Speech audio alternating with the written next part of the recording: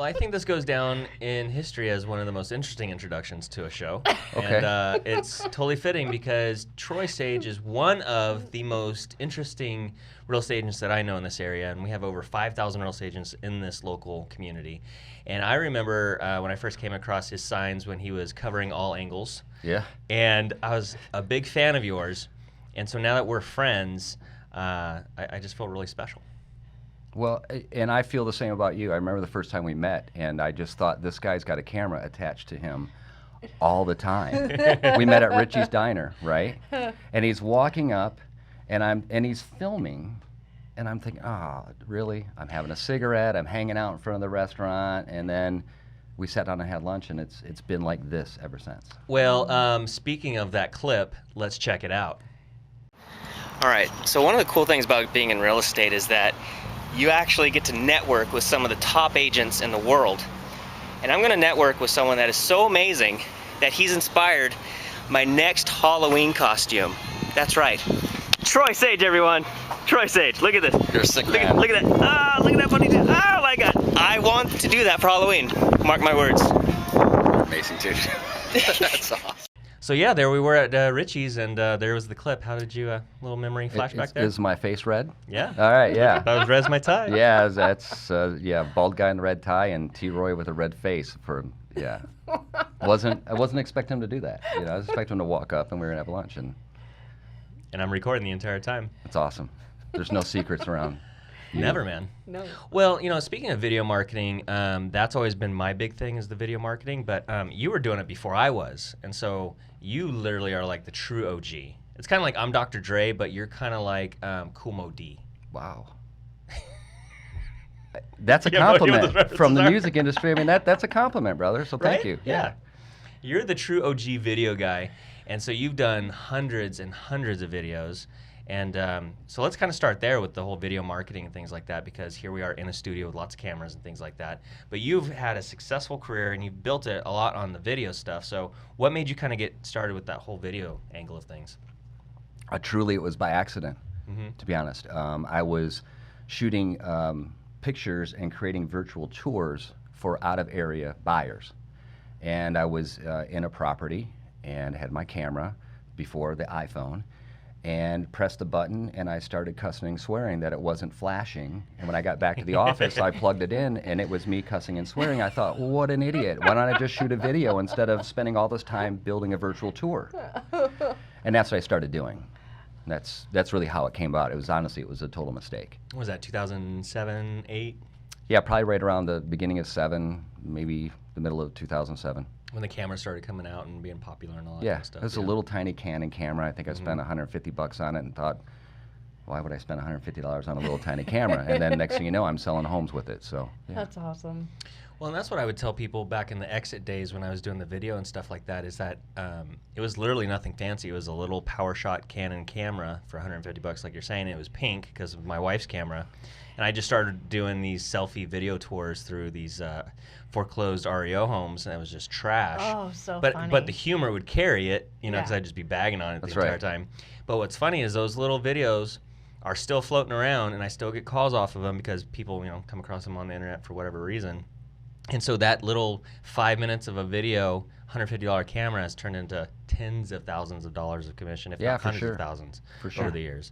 Yeah. So, but your videos have always been amazing because they're more informative. Like mine were always humorous and entertaining and stuff like that, but yours are like, here's the nuts and bolts of what you need to know as a seller or buyer. So I think you did it much better than I did.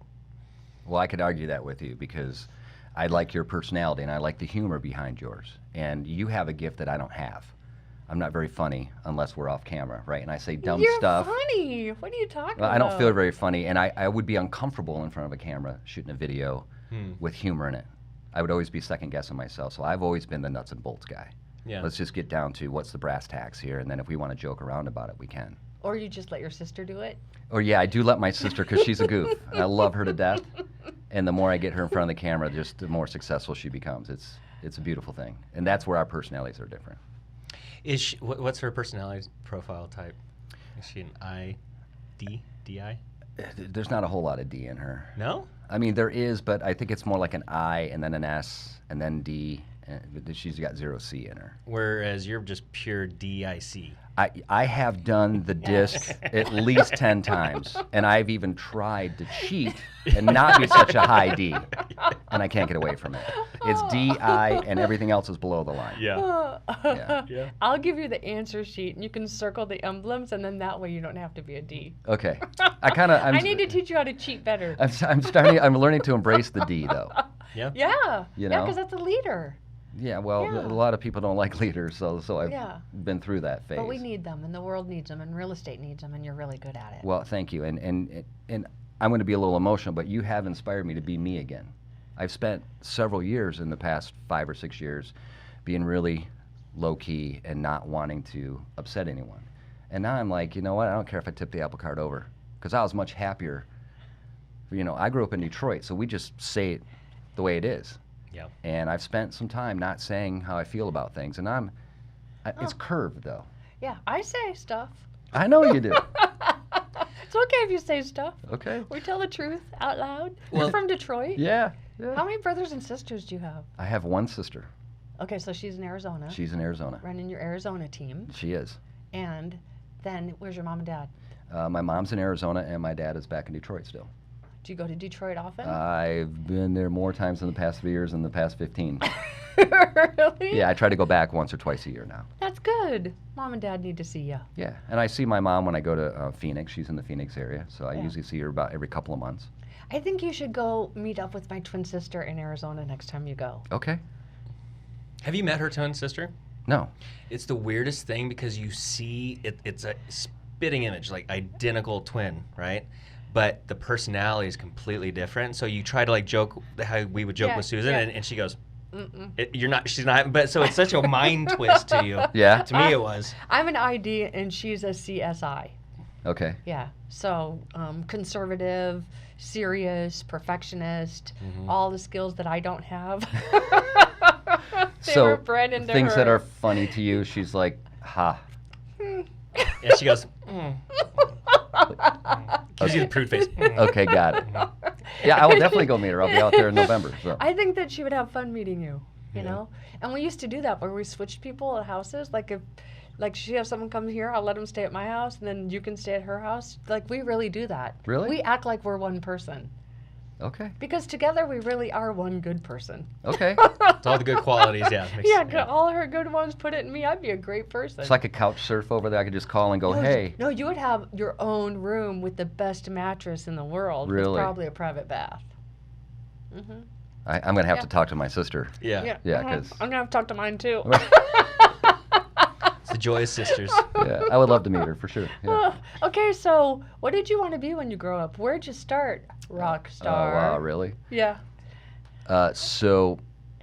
Yeah, all my childhood I wanted to be a rock star. Really, I wanted to be a professional musician. So, wow, you're taking me way back. So, when I was 6, I started playing drums.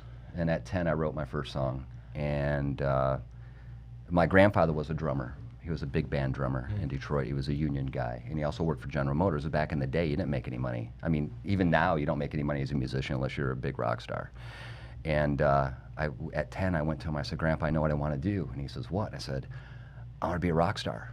And he gave me 3 pieces of advice. He said, number 1, don't get married. He said, number 2, don't do drugs. And number 3, never sell copyrights or publishing to anyone. That's actually great advice. Yeah. Yeah. So 2 out of the 3, I did pretty well. I don't do drugs, and I didn't sell my publishing. So I was full bore on that since I was 10 years old. It was playing drums and writing music and playing drums and writing music. And in high school, that's all I did. I wasn't the guy, like you and I would have waved to each other in high school, but I was the guy that no one really talked to. I was playing drums all the time. Drum line, playing drums, going home, studying. And I drove my dad crazy playing drums. It's so bad that he would say, I can't say it, but he would get really pissed. And he'd be like, knock it off, and he'd go crazy over it. And then I'd not play, and then I'd beat on my pillow and on my mattress, and he'd hear that, and that would upset him after a while. But it seemed like after time he got used to it, and he was as supportive as a dad can be. My dad worked really hard. He's a blue-collar guy, right? Yeah. So he came home from work, from busting his hands as a journeyman millwright. He wants to chill, and I want to rock. Yeah. So yeah, I wanted to be a musician, and my second choice was to be a dentist. Ooh. Yeah, I like that. and I really Because didn't you could like accomplish put either. gas on people's faces. Yeah, pretty much. And I figured, the dentist we had as a kid was cool, and he did the nitrous thing. Yeah. And I thought, okay, if I'm going to make a bunch of money and be around, quite bluntly, hot women, I either got to be a doctor or a dentist. And then Or a rock star. or a rock star. And the Yeah, rock star like thing worked out pretty cool for a while, but I got married. Well, so you broke the cardinal rule that Grandpa tried to pass it on to you. And he did remind me of that at one point before he passed. He was in Oh. Michigan, and I went and saw him, and I said, I'm getting married, and he goes, okay. And I said, so? He goes, how's that music going on? I go, it's going really good, and we were doing really well. We were touring regionally. And he goes, let's see how this works out. Famous last words, huh? Yeah. He was right. But I started real estate when I was 20 to actually make money, so I had money to tour with and buy drums and pay for studio time. So what was the name of your band? it was called Sage. Yeah. Ooh, I like it. Yeah, it was. Did you sing too? I did, yeah. You want to sing us a song you wrote? No, I actually sang to you Yes, you did. on your birthday, which Yes, is you did. only a family thing. And You can sing I for broke real. my rule and sang for you, but no, I haven't sang in about 14 years. He has a wonderful voice. I bet. Yes. Thank you. Like for real. I can't even imagine what it would feel like to have that come out of my mouth. I think I would sing all the time if I had your voice and your talent. Really? Yes, life is a musical in my mind. You're really like getting me all excited. I want to go home in my studio and like jam tonight now. Yeah, go jam. Yeah, okay. Well, I think you're kind of actually hitting on an important thing is that we are all given these gifts and talents, and it's interesting when someone has a gift and talent that you have, and we got to pay the bills and got to do these normal things and stuff like that. But I wonder if we'll get to heaven one day and we'll be like, damn, I should have really pursued that. So maybe you should start singing, man. Maybe. For reals. Maybe. I got a gig at Christmas. Yeah. It's called Yeah? our Christmas party. I won't be here, but unfortunately, Damn it.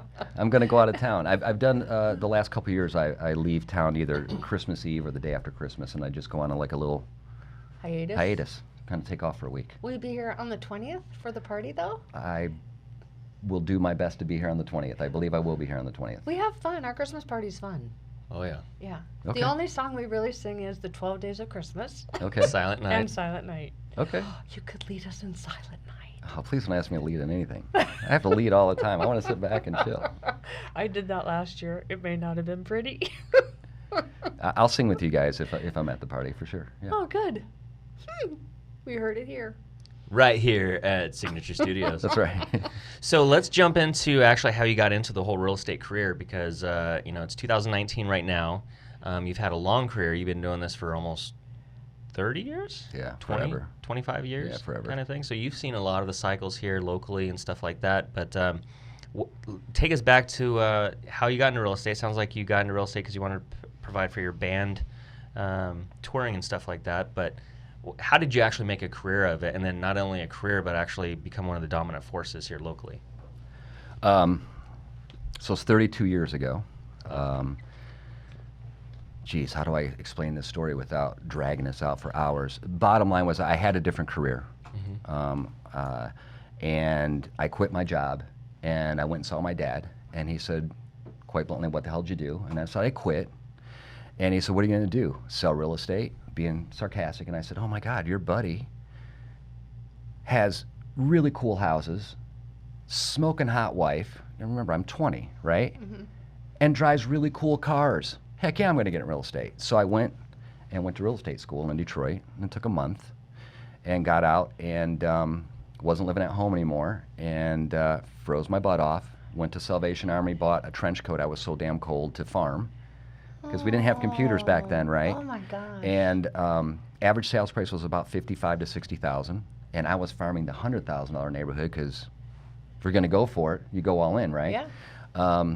So I got my start in Westland, Michigan, just outside Detroit, and I met a guy at the C21 office I worked in, and he says, why don't we team up? So he was a couple years older than me, and I said, do what? And he says, I'm going to call FSBOs and expires. I have this great program, and I believe it was Mike Ferry, but I didn't know who it was at the time, and listened to cassettes. And he was the guy that called out of the newspaper every day. We had 3x5 cards, and I was the guy that went to the house and knocked on the doors and said, hey, my business partner called, and I figured I didn't like the phone at the time. I don't like people hanging up. But they weren't going to slam the door in my face. Yeah. So we did, at the time, you would get that big C21 award if you sold $1 million in real estate. We did just under $1 million in 9 months. Wow. $1 million in sales? In sales. Okay. Yeah. If it was $1 million in my pocket, I wouldn't be sitting here. We'd be hanging at Atlantis in the Bahamas. Right. And then things got a little bit weird in the office, and being young and crazy, I quit. And In rockstar fashion? Oh yeah. You've told me a few stories, and so I want to dig into those, but go ahead. Well, I'll tell you exactly what happened. I came to LA to record. I had 4 in escrow, and my office manager said he would take care of this for me. And when I came back, they were all falling out of escrow. Oh. I was only gone for, I think, like 10 days. So at 21 and crazy, I threw my chair across the office, and I was in his office and said a few choice words to him and shoved stuff off his desk, and then went over to the filing cabinet and kicked that over and said, F you, I'm out of here. And went right down to the school and got my builder's license, and went to school for my builder's license. Took me 3 weeks, and now I could sell again. So I said, screw the state of Michigan and being part of your MLS. No one reads the book anyways. People rip all the pages out. So I kept selling homes, and then I got into kitchen to bathroom remodeling and building garages, and I met people that were going to develop, and so it was always a way to make money for my band. And really, it's, when I think about it now, saying it out loud, it's really funny, the stuff I went through, so. Yeah. right? That stuff you did. Right? Yeah, That's what I love about the show. It's the story behind the story. You know? I was a little bit more wild than I am now. So yeah, I didn't care though, right? Yeah. So how did you get out to California? I'd been flying out here to record. I played drums on a bunch of different projects, and quite honestly, I had an opportunity to sign a big record deal. And I was going through a divorce in '99, and I thought, I'm just going to move to California. And so I moved out here, and in 2000, like I said, I've been coming out here about every quarter for a week or two at a time to play drums or do studio work for years. And I moved out here in 2000 and strictly focused on music, and the rest is kind of history. 2005, I got back, and I toured for several years, and in '05, we weren't going to tour anymore, so I thought, well, what I want to do, and quite bluntly, I was like tired of going to open houses and have people not ask me for my name and phone number, because I'm like, these people don't know how to sell real estate. And at the time, I literally had cash to buy a home, cash. And I had people say, you know, I had one agent who said, you know, you should go look at new construction up the road here, and he actually drew me a map. And I thought, but we want to buy this house. So I thought, you know what, great disservice here. Agents aren't actually providing service to buyers and sellers. They're just standing there and making money. Yeah. And that fired me up. I thought, one, I can sell real estate. I know contracts really well. And two, these people don't know what they're doing. So if I can get a foothold here and then get around people that work a real system, we can build huge teams, or at least have an office that really rocks. And that's what inspired me to get back into it here. And was that in the Tarbell days? It was, yeah. Okay, so that's when Tarbell was... Tarbell. Tarbell. Yeah. I mean, Tarbell was kind of they were #1, as the Billboard said, for so many years. For so many years. Yeah. Yeah. But, not going to touch that topic, but... That's a different episode. Yeah, that's a whole different episode in itself. But, so you started here locally in the Temecula Valley, so that's kind of when Temecula was really starting to take off. And so you set those roots down and kind of became the top player there. So right away, you've always been kind of system-minded and team-minded, and you've always been the leader because of your personality type and stuff like that. So that was almost 15 years ago. You've gone through a lot of changes over those 15 years. What have you kind of learned through those ups and downs? Because you've had a lot of them. On the business side, or my team-wise, or in general? I would say as a team leader, because teams now are very standard place, but I think you were running teams before it was cool, kind of thing. So Yeah. again, you being a pioneer, like you were already doing the team concept probably 10 years ago. If Well, not more. my whole thing is being able to give back and share, and to train people. And if I can It's like when I watch your videos, I learn from watching your videos. There's certain things in which you do that are really cool, and I go, oh, I can incorporate that, and it's not plagiarizing or ripping you off. Yep. And my thing has always been, if I can teach you a contract and I can teach you how to listen, that's where agents have changed so much. Agents will read a script all day long and they don't listen to what the person's saying on the phone or what they're saying face to face. They don't make eye contact and they don't know how to, quote, close them. There is no close. Yeah. My team asks me all the time, what's your close? Sign here. But we don't get to sign here until we've built that relationship. So what have I seen change? In the beginning, it was very hard to build a team. People are like, well, why would I give you part of my commission? Then it became easy to build a team, especially during the short sale era. I didn't get REO accounts. I focused on trying to help homeowners avoid the evil bank. Right? And I say that with a smile because I don't feel the bank is evil, but the point is that became my niche. And it was helping people. And it was easy to have a group of people go, hey, we all want to help people, and there's the steps to make this happen. Today, the challenge is getting the younger agents to understand that it's not as simple as grabbing your phone and texting someone. You have to build that relationship. Right. We also have way more technology now, and sometimes information is not correct, it's not accurate. And it's trying to explain in a kind and loving way or a compassionate way with a buyer or a seller that the information they're reading is incorrect. Yeah. That's the challenges now. The challenge used to be bring someone on board that's willing to take less commission. What was the value proposition in having a team? Well, it's simple then. Well, I spend X amount on marketing. I handle the file. All you have to do is get on the phone and go meet people. Well, now it's just different. Yeah. And with our brokerage here at Signature Real Estate Group, we have a lot of the powerhouse teams and stuff like that. And so you've kind of been leading the way of, just your knowledge and the ups and downs and the oops and ows of it, So you've kind of helped pave the way for that.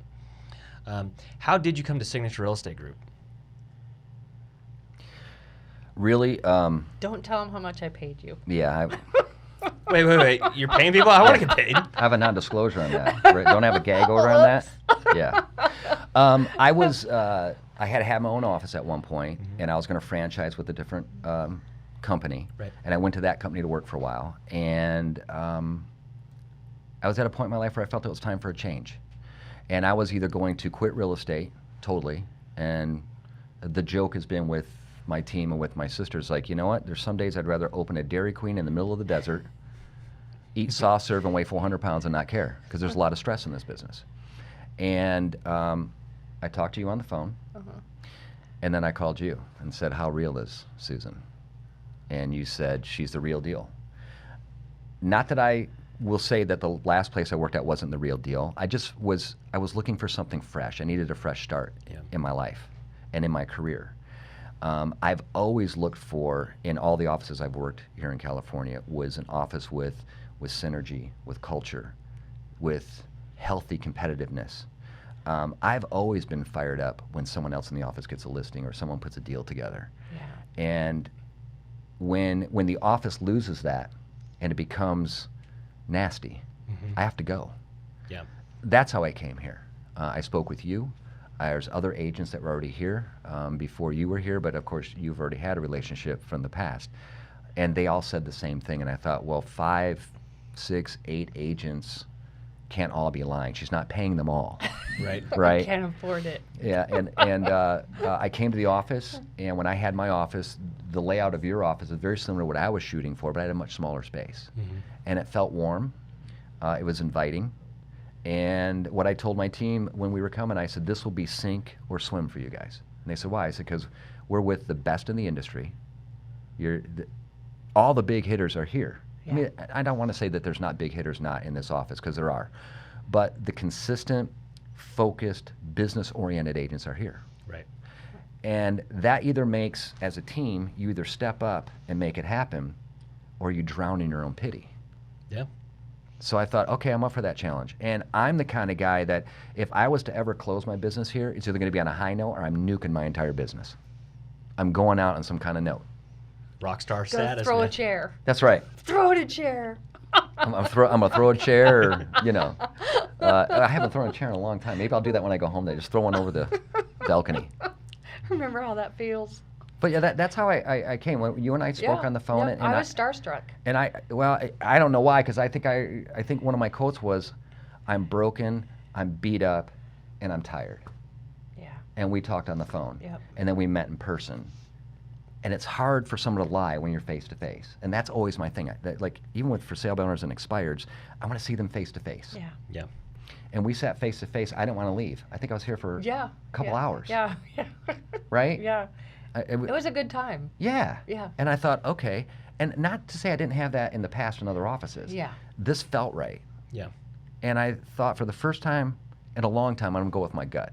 And if I fail, I fail. It's okay to fail. Yeah. We learn from that. Yep. Yep. So here we are almost 10 months later. How's that been for you? Was it the right move? I think so, yeah. I wake up in the morning, I'm excited to be here. I feel challenged every day, not only by the other agents in the office. When I see these agents that are, especially the newer agents, right? Yeah. Oh, is it Brighton just Yeah. did a major cool Yeah. deal? 45,000 or something. Man, like that fired me up. Yeah. Because I'm watching this young guy, new agent, and he's not, Baby face too. Yes. Right? He's a sweet kid. and he's Yeah. working the system, working. Heck, at one time I said, dude, why don't you join my team? I'll help you. And he's like, I'm going to try this on my own. I said, that if you need help, let me know. And watching this kid, that fires me up. Yeah. Yeah. That fires me up more than me selling a bunch of homes, because it's like we can pass the torch then. Yes. I know in 10 years from now, when I'm not doing this like I'm doing it now, Yeah. I can call a guy like that and go, hey, bro, find me a home. Yeah. Yep. Yeah. So that's, I feel the same way. Not to say it hasn't been difficult. It's been very tough. Yeah. Yeah. But the challenge is, I don't feel the push here, meaning I don't feel the pushback of when you do a good job and the other agents go, oh, great job, and then they walk away and they have the water cooler talk. Yeah. I don't feel that here. Yeah. Yeah. And I don't think it's like that here. I think everybody really is happy when someone else succeeds and someone else closes and someone else thrives. And I think it really is healthy competition. And I think that's because of you guys are all healthy and that's what you built here, Yeah. But it's really fun to watch. It's Every time you walk in, it's like a little light bulb walked in. You know how I feel every time you walk in? I'm like, Josie! I know, it's funny.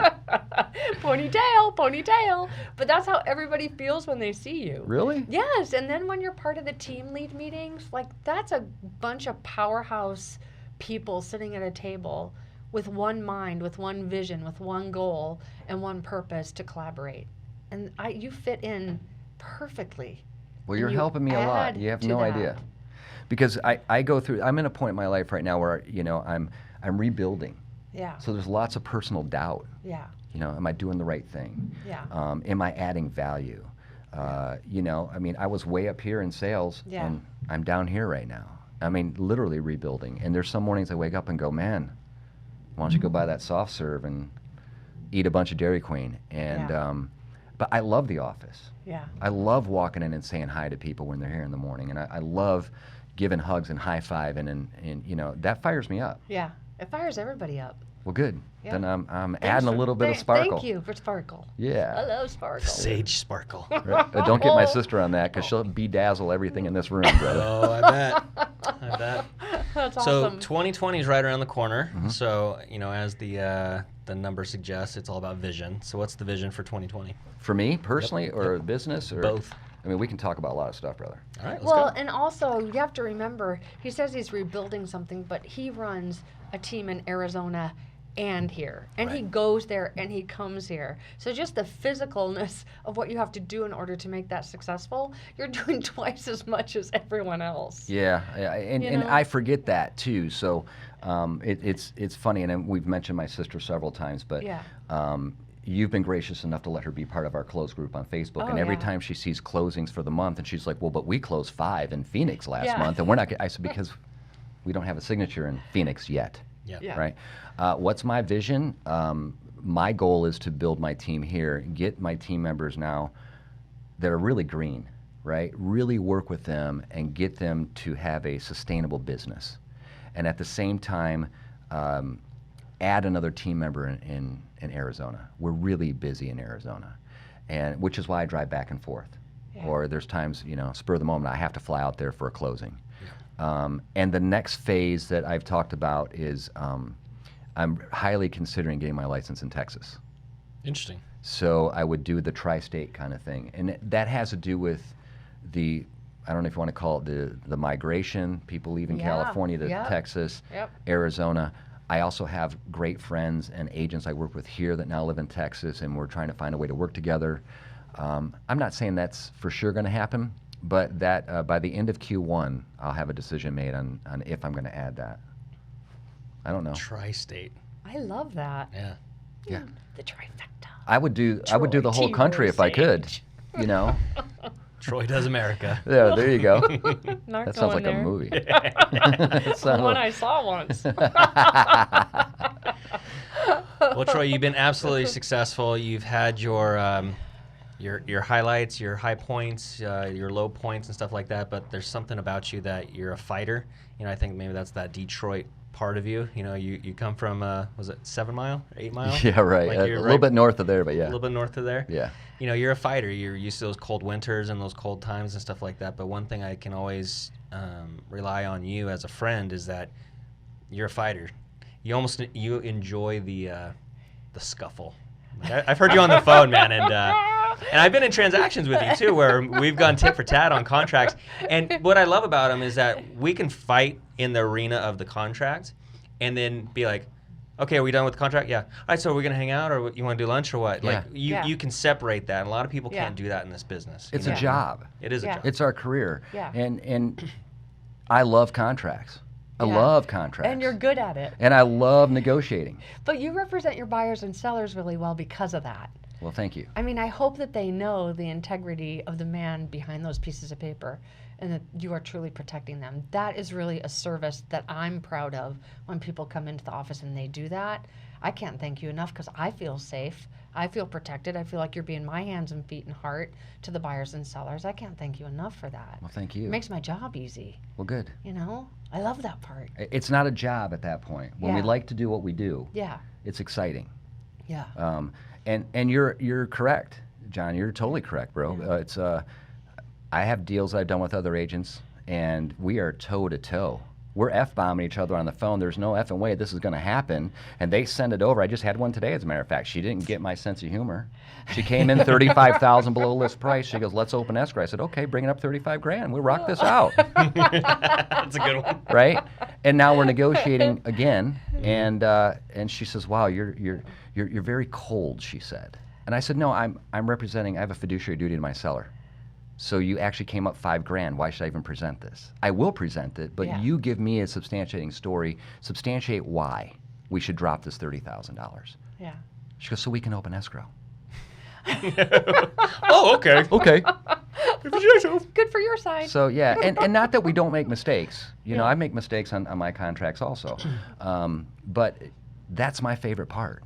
That is my favorite part. You know, when I first started here in California, I didn't know anyone. So I was at Tarbell, and we had a graduating class of like 40 agents. Remember those days? Like 40, 50 agents a month coming to join. Oh, yeah. And I went to all the new agents and said, you know what, I've been doing this a long time. I'll do all your contracts for a referral fee. I'd wake up in the morning. I had no money. I'd just be writing contracts all morning long, and I wound up top 15 in the office by the end of the year. I started in July. Wow. In commissions. And I thought, I never placed a sign. I've never even shown any homes, really. Did a couple open houses. Yeah. That's incredible. So when you love to do something like that, I love the contracts. Mm-hmm. Yeah. As much as I love playing drums, as much as I love writing music. What I don't like, there's certain things I don't like in this industry, right? I try not to do it because it reflects. I have, so any clients that don't know me yet, I have an hour to 90 minutes of calmness. And if I'm driving you around for 2 or 3 hours, you may not want to be in my car. That's not my shtick. I don't like it, right? Not that I haven't done it, but I'd much rather have you comfortable in the car with one of my agents that loves driving around talking about this. I've given that speech for 14 years. But give me a contract all day. Let me pick this contract apart, and let's protect. I mean, I'll share this with you. I'm double ending my first deal in about 10 years. Wow. We're done. We are done. Yeah. We're 8 days into contract. We're done. We're just waiting for loan docs. Because there's no reason not to be done by day 8. Seller's disclosure, you did it, home inspection, appraisal, we're done. Yeah. Yeah, so my seller, who obviously I disclosed, right? We had multiple offers. They took a different offer. It fell out. My offer was next highest. Guy still wanted to buy the home. And I said, are you comfortable with this? I have a fiduciary to you, but I also have to be honest with and represent the buyer. Yeah. We all hung out at the home inspection on Monday. Yeah. And my buyer says, so first time I bought a home in a long time, what's next? You're going to sign loan docs in 12 days. And he's like, is it this easy? It should be. Yeah. Yeah. When egos get Yeah. pushed aside and Yeah. people just represent and deal with the paperwork, read the contract, file the contract, we don't have any issues. It's Yeah. when egos boost up there. Yeah. Would you agree that majority of agents, because 90% of agents probably don't necessarily know what they're doing kind of thing for the most part, they pick fights or they try to create issues so they can pound their chest and be like, look what I'm doing for my buyer, I'm protecting you kind of thing. It's like, Yes. no, you're just starting problems to make yourself look good, because that's not necessarily, it doesn't have to be tense. I think it's that, and I also think it's, and I'm gonna give props to this officer. You have amazing training, right? I think it's human nature for a lot of people when they make a mistake, instead of just raising their hand, say, hey, I screwed up, let's fix this. And it's more predominant now than it was 10 years ago. That they try to point the finger at something else. It's almost a deflection. Yeah. And like you said, they're going to pound their chest and go blah, blah, blah. I had a deal 2 years ago in Menifee, and I represented the seller, and the buyer's agent was falling behind on the contract. I gave him notice to perform. And he called me right away. He's a younger agent, but I knew his broker. And he says, well, we're not going to do this, this, and this. I said, okay, well, the deal's going to fall apart. And he said, well, is this going to be another one where Troy Sage puts a check mark that he won this battle? And I said, no, I'm trying to keep this together for both parties. I'm telling you that you are behind on lifting contingencies. And if you don't, I've given you a notice to perform, which so many agents are afraid to issue, It right? just makes me crazy. Yeah, you need to do it 2 days before it's due. Yeah, they're freaked out. I'm the bad guy. He got the notice to perform, and he went crazy. And I said, Yeah. bro, I'm just trying to keep this together. I have a seller moving out of state. Yeah. So I do agree. I think part of it is that they're not. I've said this a million times. To become a hairstylist here in California, it's 1,500 actual hours before you can take your test to get your license. To be an appraiser, you go to school, and you can get your, I believe it's a temporary license, but you still have to apprentice for 1,500 hours before you can do an appraisal. Wow. Here we go to school and we get out and we don't know how to even read a contract. So I truly believe, and we might get calls on this, the state is doing a huge injustice to our industry by not making people do some type of apprenticeship. Like, appraisers, come on, what are they making per appraisal? We have the ability to make more money than most industries Yeah. with little education. Make it harder to get your license. Make it mandatory that we learn contracts. Make it, matter of fact, it's all about the money. It's the cash cow, right? So jack up our real estate license fee to $3,000 a year. Watch how many people drop out.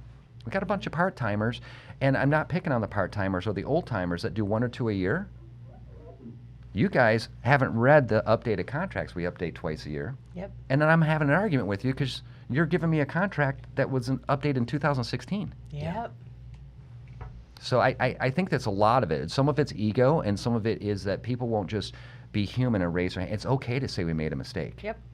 We're on the same side. Yeah, Trying to get someone to move out and someone to move in. that's right. Yeah. Our job is get in between buyers and sellers and make Yes. sure everything stays together. Yeah.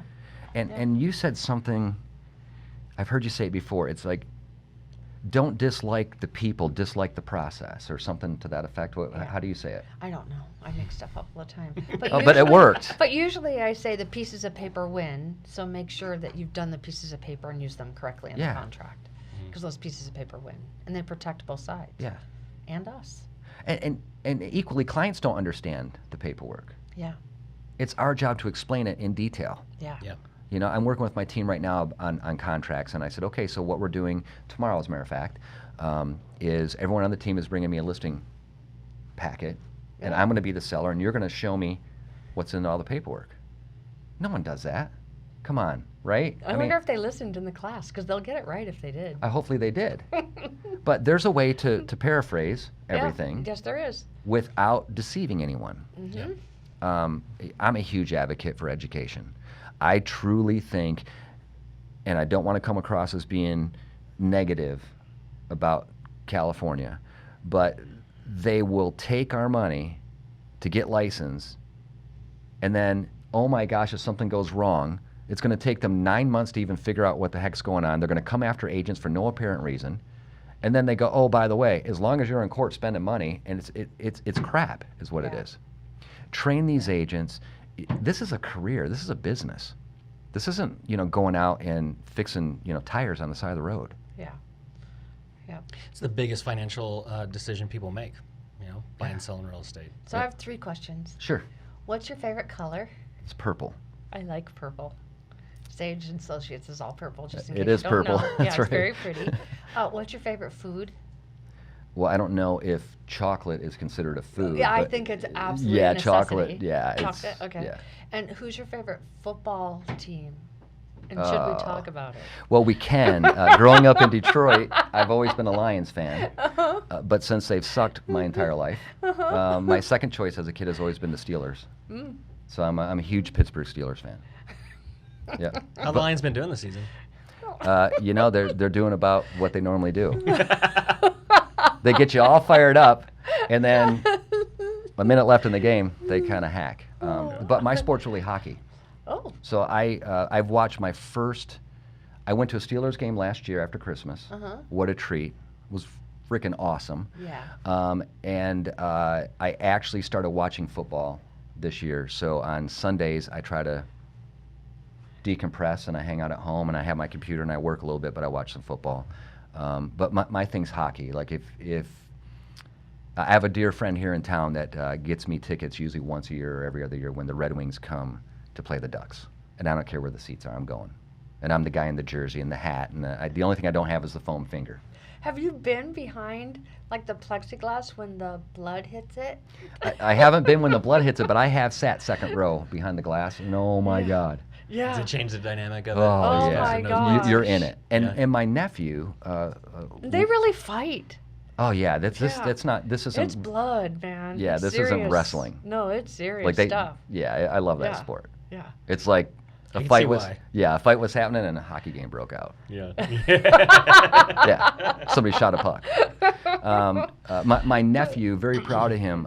He is a phenomenal hockey player. And I will. Well, I've already told you, and I may have told you, but I am a great uncle. So I am. Oh my gosh, yeah. I'm in love with little Reese. And he's so cute. She is amazing. Yeah. She is amazing. So, yeah, hockey's my gig though. Yeah, I could watch hockey I could not sleep for 2 days just watching hockey. Wow. So Fair enough. My surgeon who did my surgery, he is the doctor, the orthopedic guy for some hockey teams. And he says it's the best business to be in with them because they're like, oh no, this doesn't hurt. Right. I'm back on the ice. No, they're the fastest healers that there are because they take that serious. Yeah. And they're just the toughest people he's ever met. I bet. And Yeah. they don't take time off. Yeah, that's When you- even when they're hurt. That's right. And Yeah. when the season's over, and because I'm crazy about hockey, most of these guys are playing all year round. It's not like other sports where they go, oh, let's see, we got 3 months off to do nothing, and they go on trips. Not to say they don't have personal time, but I have followed hockey since I was a kid, and that would have been my dream as a kid. If there was anything I could do professionally, was be a professional hockey player. Can you skate? I used to be able to skate, yeah. Really? I can still skate now, but Oh, I can't don't put do a stick in my hand, I'll probably break a hip. This stick is a crutch. I went a couple years ago down in San Diego. They have that rink or whatever. Yes, Yeah, and skated around. It was cool. Yep. But we used to skate on the lake. We didn't do the indoor thing. We skated on the lake, and Oh, that's fun. Did you eat icicles? sure, we ate icicles. My gosh. I was born in Illinois, and so I loved the icicles. Yeah. I loved the snow. I loved drudging through it in 3rd grade to try to get to school. Tornadoes. It was awesome. Walk 2 miles to school, and Yeah. no shoes, and walk back. Yeah, Uphill? yeah, both Uphill, ways. Dragging your 8 Yeah. brothers and sisters. Yeah, we used to play. My grandparents lived on a lake. We used to play in the wintertime, and I had an uncle that was a little bit older than I am, and he'd take me out and play hockey all the time. We would stay out until our hands hurt, and then we'd come in, and my grandmother would make chicken soup, and we'd eat chicken soup and get warm and go right back out. That sounds Can like a you great cook? memory. I can cook. What's your favorite thing to cook my- besides chocolate? No, my favorite meal and what I've done for years since I was when I first got into real estate is I cook Thanksgiving dinner. Ooh, what do you have on your menu? Your typical traditional stuff: the stuffed turkey, the sweet potatoes, the string bean casserole, rolls, salad, of course pumpkin pie. Do you make the pumpkin pie? I haven't in a while. Okay, no. so what's in your stuffing?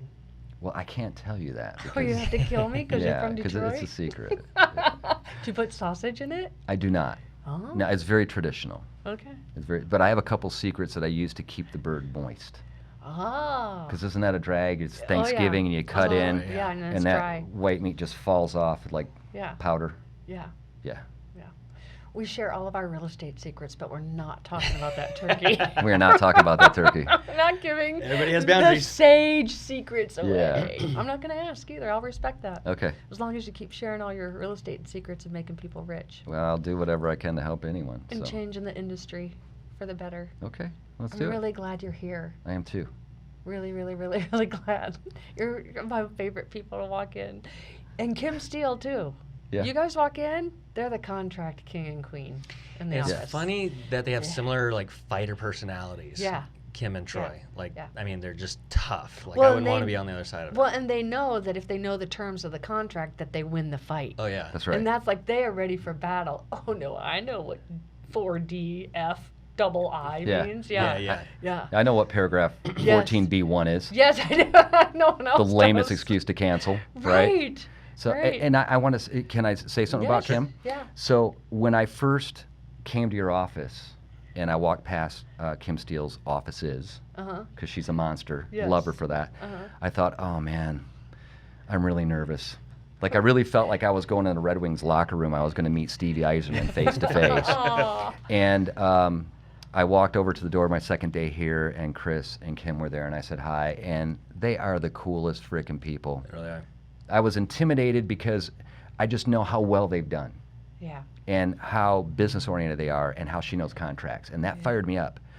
And now, like, it took me about a month, to be honest, to get comfortable going, hey, are we cool? Man, we hang out in the parking lot and talk all the time. Yeah. So it's just another person that kind of has that hard shell on the outside. And you go, like, she hasn't been feeling well. I'm like, can I get you something?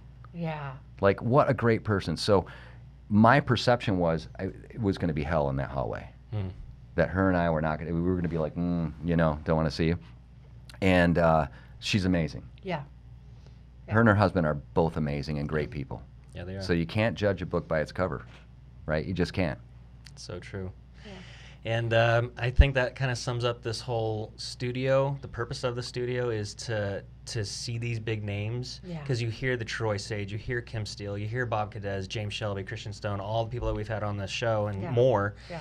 And there is this persona that people don't always understand. It's like the iceberg effect, right? You see Yeah. the tip of the iceberg and you're like, oh my gosh, Troy Sage. And then you get down below the surface there and you realize that they're just incredible human beings, Right. and that they care, that they're not jerks, they're not stuck up or whatever. And you know, I'm proud and glad to call you a friend. Thank And I'm just so happy that you're here at Signature Real Estate, man. I think we're on a path and life leads us to where it needs to go. We've made left turns and right turns, and I'm just trying to stay in the middle of the road right now. I like that. So I'm super grateful. I'm grateful for you as well. And, you know, bro, I mean, I can't say enough about you. This will turn into a love fest if I continue to talk, because you know how much I care It's about a you. bromance. Bromance. Yeah, little brotato chip, my But sister it calls is it. fun to watch. Thanks, Professor. Well, final thoughts? You have final thoughts? I do. Okay. I just want to formally thank you for absolutely everything that you are, spiritually, emotionally, physically, professionally, because the class that you bring and the education and the grace that you spread and the light that abounds from your very face changes the whole office. Thank I you. can't thank you enough. We wouldn't be the same flavor of ice cream without you.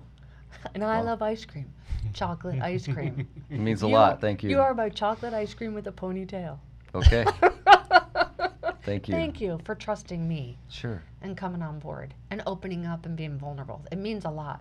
I think it changes the whole industry. So I'm glad you're here. Me too. Thank you. Really glad you're here. God, this is crazy. T. Roy Sage, Troy Sage, my buddy, my pal, my hero in many ways. Thank you so much for the many years, the transactions, the encouragement. the chastening sometimes. Hey, John, pull your head out your ass. Thanks, Troy. Thanks. Thanks, buddy. Like you shoot it to me straight, so I appreciate No, that. you do the same to me, man. Yeah. I We need appreciate that.